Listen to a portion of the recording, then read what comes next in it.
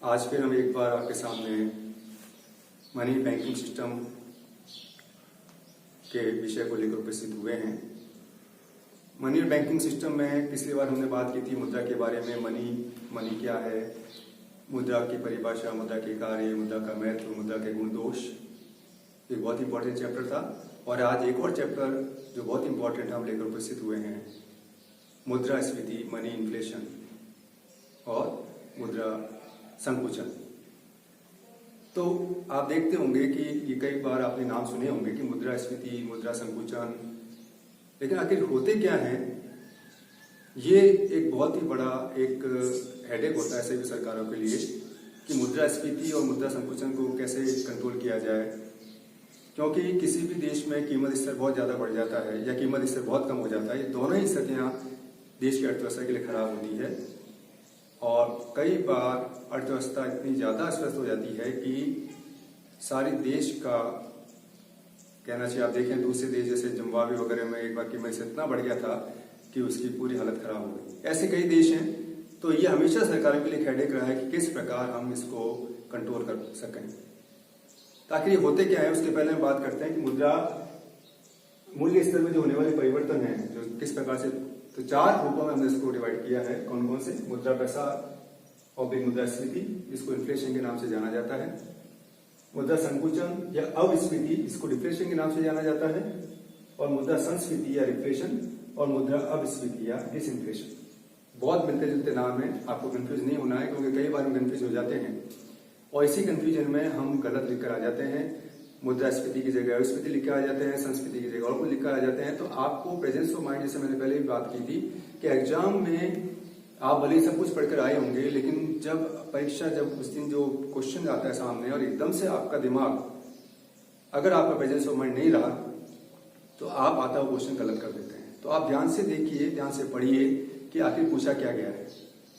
मैं आपको बार बार टिप्स देता रहता हूँ। अभी एग्जाम वैसे मार्च में, लेकिन फिर भी ये जो हम देखते हैं जनरल प्रॉब्लम्स और जिसके कारण नंबर कम आते हैं, उसमें सबसे बड़ा कारण ये होता है कि हम सबको जानते हुए भी गलत लिखकर आ जाते हैं। कई बार घबराहट हो जाती है, कई बार समझ नहीं पाते हैं। तो आप अब ध्यान रखिए, बिल्कुल शांत मन से अगर आप पढ़ेंगे तो आपको सब समझ में आएगा। तो ये जो बात है, पहले आप देखते हैं मुद्रा प्रसार, मुद्रास्फीति, इसको इन्फ्लेशन के नाम से जाना जाता है, मुद्रा संकुचन। ये दो बहुत इंपॉर्टेंट टॉपिक हैं और जिसके बारे में अक्सर क्वेश्चन आ जाते हैं। तो मुद्रास्फीति क्या है, मुद्रास्फीति के क्या, किन कारणों से मुद्रास्फीति पैदा होती है, मुद्रास्फीति के प्रभाव क्या होते हैं और इसको रोकने के लिए सरकार द्वारा क्या उपाय किए जाते हैं और भारत में मुद्रास्फीति की स्थिति क्या है। इसी प्रकार संकुचन क्या होता है, संकुचन के क्या प्रभाव आते हैं, दोनों में से कौन सा अच्छा होता है। बहुत कोटेशन आते हैं ऐसे, और वो कोटेशन ही जो है उसको आपको सॉल्व करने में प्रॉब्लम आती है, जो हम आगे बात करेंगे। फिलहाल हम आज जैसे बात करते हैं मुद्रास्फीति की, जो एक बहुत ही इंपॉर्टेंट टॉपिक है, इन्फ्लेशन। तो इन्फ्लेशन का मतलब क्या है? इन्फ्लेट होना, प्रसार होना, इसको जैसे बोलते हैं इन्फ्लेट होना। जैसे आपको टायर में हवा भरते हैं तो इन्फ्लेट हो जाता है वो, तो उसी प्रकार ये इन्फ्लेशन शब्द वहीं से आया है, प्रसार। अब इसके बारे में अलग अलग अर्थशास्त्रियों ने अलग अलग बातें कही हैं। प्रोफेसर पीगू ने अलग बात कही है, प्रोफेसर क्राउथर ने अलग बात कही है। मुद्रास्फीति ये है, मुद्रास्फीति वो है, लेकिन आखिर मुद्रास्फीति है क्या? तो हमने सबका करते हुए एक बहुत अच्छी जो परिभाषा है, जिसको वेबस्टर शब्दकोश के नाम से भी जानते हैं, उस परिभाषा में हमने लिया है स्फीति को। मुद्रास्फीति वह अवस्था है जब वस्तुओं की उपलब्ध मात्रा की तुलना में मुद्रा तथा साख की मात्रा में अधिक वृद्धि होती है और परिणाम स्वरूप मूल्य स्तर में निरंतर तथा महत्वपूर्ण वृद्धि होती है। यानी उन सब का हमने निचोड़ लिया है, क्योंकि ये तो बहुत परिभाषाएं हैं। एग्जाम में भी अगर आ जाता है तो आप एक दो परिभाषा लिख सकते हैं, उसके बाद में आप वेबस्टर की और इसका उचित परिभाषा जिस मैंने लिखा है आप लिख सकते हैं। तो ये जो परिभाषा है, ये उन परिभाषाओं का एक प्रकार से एसेंस है, निष्कर्ष है, निचोड़ है। क्या है कि मुद्रास्फीति वह अवस्था है, कौन सी? जब वस्तुओं की उपलब्ध मात्रा की तुलना में मुद्रा तथा साख की मात्रा में अधिक वृद्धि होती है। यानी इसका मतलब क्या हुआ? वस्तुएं कम हैं, उसकी मात्रा, उसकी अपेक्षा साख की मात्रा, क्रेडिट जो है वो बाजार में ज्यादा आ गया है, तो उसके कारण जो मूल्य स्तर में वृद्धि हो रही है, और वो वृद्धि निरंतर होनी चाहिए। यानी तीन चीज आई है कि एक तो आपका वस्तुएं जो है वो कम है, उनके कंपैरिजन में आपके पास में, आपका मतलब उपभोक्ता के पास में जो आय का स्तर है या जो क्रेडिट की मात्रा है वो ज्यादा हो गई है।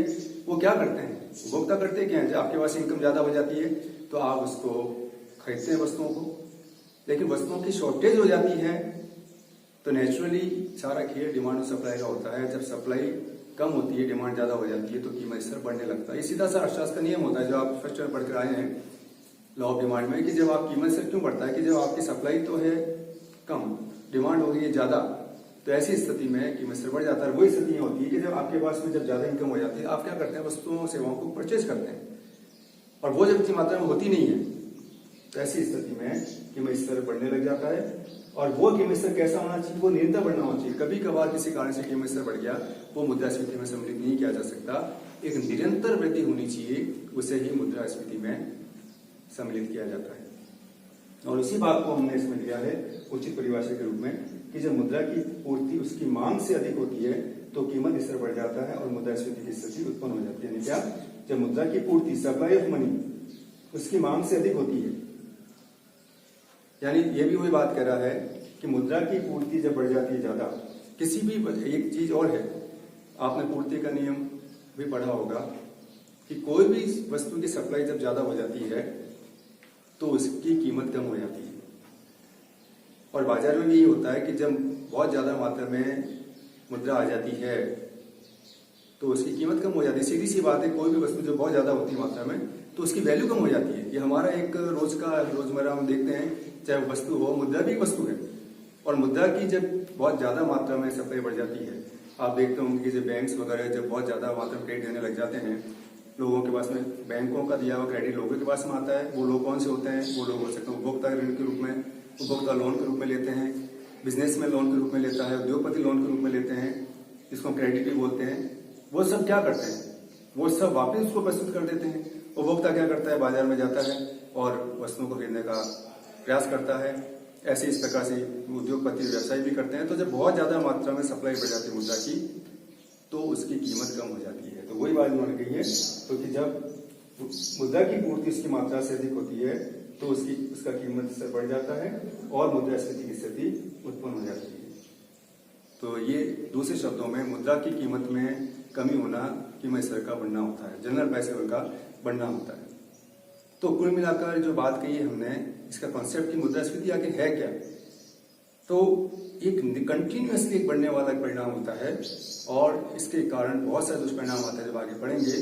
फिलहाल आज हमने जो बात की वो यही है कि मुद्रा आखिर क्या क्या प्रकार होता है। एक डायग्राम हमने यहाँ पर देखा, आप देखिए कि मुद्रा प्रसार हुआ, मुद्रा प्रसार के बाद में मुद्रा अस्फीति हुई, अस्फीति के बाद में वापिस मुद्रा संकुचन पर आया अर्थव्यवस्था, और वापिस अर्थव्यवस्था मुद्रा संकुचन से मुद्रा संस्कृति की ओर चली और बाद में मुद्रा प्रसार हो गया। यानी अब देखिए कि मुद्रा प्रसार से हम शुरू हुए थे, संकुचन बीच में आया, वापस होते हुए हम मुद्रा प्रसार पर आ गए।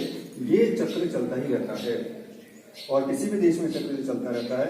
चक्र तो हर देश में चलते हैं, लेकिन अगर ये कंट्रोल वे में है तो बहुत अच्छी बात है, और अगर इस प्रकार की बहुत ज्यादा पर इसके ये कंट्रोल में नहीं रहता तो स्थिति भयावह हो जाती है। तो आज हम इसके बारे में आपने बात की है। मैं आशा करता हूं कि आप सभी ने इसको समझा होगा। धन्यवाद।